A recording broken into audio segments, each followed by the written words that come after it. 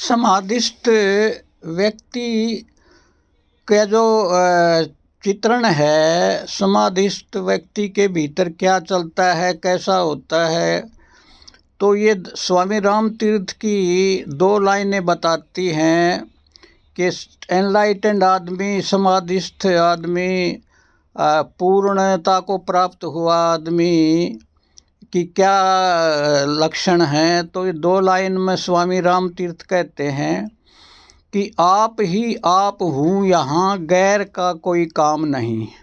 आप ही आप हूँ यहाँ, गैर का कोई काम नहीं। जाते मुतल्लक में मेरी शक्ल नहीं, नाम नहीं। तो मित्रों, ये बहुत गहरी बातें हैं। मैं इसको बड़ी सरलता, इसका अनुवाद थोड़ा सा अपने ढंग से करता हूँ कि जब तक आपको ये ना लगे कि मैं हूँ, मेरे सिवा कोई है ही नहीं, कोई गैर है ही नहीं। और जैसे आपका शरीर है, आपका शरीर जब चाहो आप हाथ को ऊपर उठाओ, जब चाहो अपने पैर को ऊपर उठाओ, जब चाहो चलो, जब चाहो बैठो, तो आपका शरीर आपकी पूरी आज्ञा मानेगा। तो एनलाइटेंड आदमी का सारी प्रकृति उसका शरीर हो जाती है। उसमें वो भीतर से जो भी कमांड दे, वो सारा अस्तित्व उसको पूरी करता है, क्योंकि सारा अस्तित्व उसका शरीर है।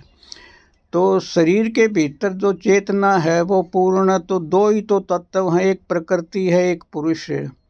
इन दो में कोई विभाजन नहीं, कोई खंड नहीं, सब एक हो जाता है। तो तब आदमी को कहना चाहिए कि मैं एनलाइटेंड हो गया।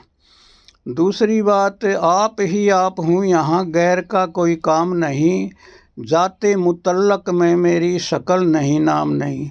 तो ये जाते मुतल्लक का मतलब होता है कि अपनी निजता में, अपनी अखंडता में कोई नेम एंड फॉर्म नहीं बचता। कोई ये जो दृश्य जगत आपको दिखाई दे रहा है, ये तो आपकी मन की सक्रियता का परिणाम है। जब मन पूरी तरह से प्रकाशित हो गया, अखंड हो गया, तो मन ठहर जाता है, अहमनी अवस्था आ जाती है। उसमें ये सब नेम एंड फॉर्म विलीन हो जाते हैं, उसमें कोई भेद ही नहीं होता। तो ये बड़ी, इस अवस्था को कहा भी नहीं जा सकता, ये तो आपकी अनुभूति होगी, तब आपको पता लगेगा कि अखंड होना क्या है। तो मित्रों, अभी दिल्ली बहुत दूर है, लेकिन आप लगे रहो, तिल तिल सरकते रहो उस परमात्मा की तरफ। और इस जर्नी में आपको मैं बधाई देता हूँ कि आपने निर्णय तो लिया, आपका एक कदम तो उठा। तो एक कदम उठा तो सारे यात्रा समझ लो स्टार्ट ही हो गई। मुश्किल तो है कि पहला ही कदम उठाना मुश्किल होता है। जय हो, जय हो।